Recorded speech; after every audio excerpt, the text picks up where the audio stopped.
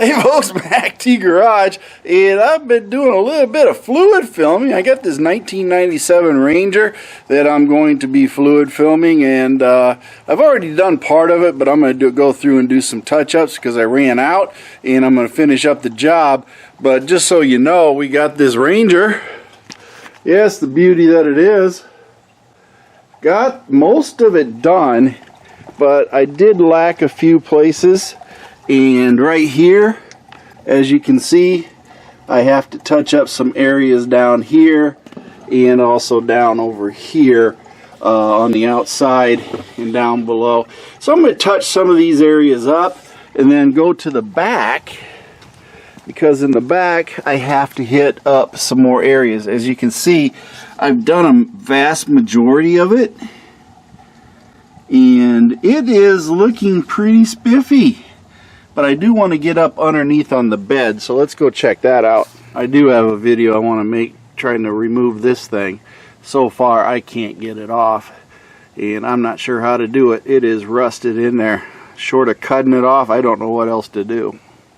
Now you can see I got some rust that is going on under here, but I have fluid filmed a lot of this area. So it is in pretty good shape. I just want to make sure I get a good coating on the bed area and up forward further. So I'm going to hit those areas up, a little bit more of the beam right here that I didn't quite have enough for, to get the rest of this axle and finish this up. And hopefully we can extend the life of this 1997 Ford Ranger, keep her running down the road for a few more years. I could probably make my life easier by putting it up on ramps or something like that, but I don't have to crawl completely under it. I just need to get this area right here done.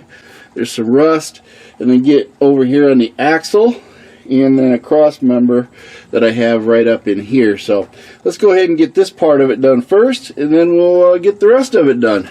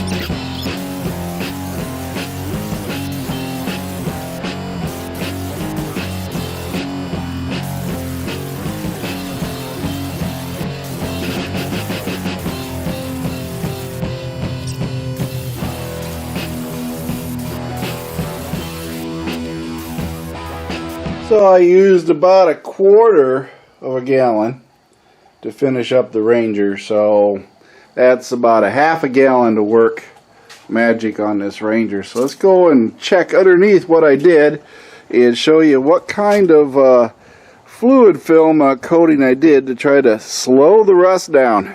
I don't think I'll ever stop it, but we can darn sure slow it down to a crawl and preserve this thing for just a little bit longer. Now you can see I've definitely coated everything here as far as this Ranger goes. All the way going back. I've gotten the axle. There you go. Got that done. Even did the drive shaft to help keep it in a little bit better condition. All the way up to the front, and covered everything that I could possibly reach with the fluid film, all the way up in here. I coated everything in the back here, as you can see, and all the rust areas on the bed, all the way through the leaf springs, the axles, and the frame. So this thing's got a fighting chance to last a few more years. Getting it nice and coated. I don't drive it too much in the winter time. It's usually garage, so this should make it last quite a few years. It's only got 93,000 miles on the engine, so it'll stay good for a while. And you remember I said I had to do the front, so I have the front fully and completely coated. Crawled under there with ramps and did everything, so it is pretty well coated. We'll see how this does in the long term. Nice and coated. This is what I'm using. I'm using a Cobalt 5.5 gallon air compressor, oilless. I run it hard, but it seems to be keeping up. Sometimes you gotta let it catch up and get you some good air pressure if you want some good shots of fluid film. But overall, it does stay up pretty good. This is the gun. It's a Woolwax, and I'll put the link down below, but it comes with the gun, this, and as you can see, this is what the new container looks like, and this is what the old one looks like. They don't give you anything in it. It's empty. You can get the real tiny spots with the fluid film spray, but overall, you just fill it. I use a paint stick and just shovel it into the opening and get it filled up with that for the fluid film. But this is the attachment you can screw on to the end, and it's about so long and helps you reach in some hard to reach places. It doesn't spray real good, I will tell you that. I found that most of my work works great with the plastic attachment end, so that's really what works for me. But overall, that's all you really need: compressor, this spray system, and the fluid film, and you can get the job done.